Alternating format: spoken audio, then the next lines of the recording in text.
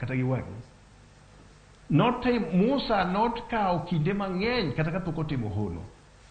To magi tena hono ma lemo ka lemo miracle nyaka bedie. Lemo ka lemo miracle nyaka bedie.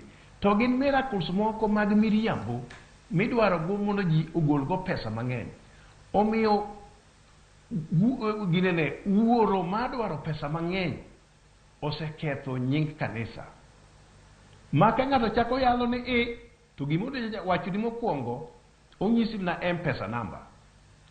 Magi shida mwan go ka. Emomiyo gigi nyaka be regulated.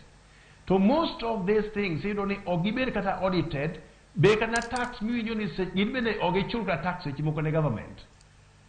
Nikech iwacho ni gir kanisa en gir kanisa ok nyal te tax.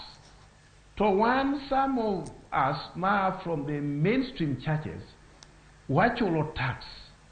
Makata na wunan bishop wachulo tax. Kanisa mara wachulo tax. Nitie gik mwachulo.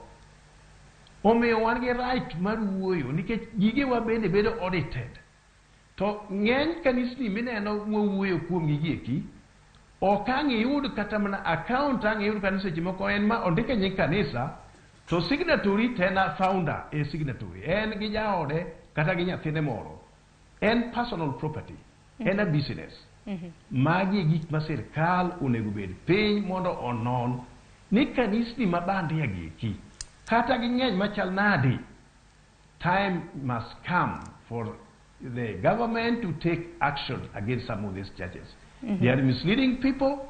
They are fleecing money from people. Gin bandia mana kaka gin no. Mana gima nyalo wacho.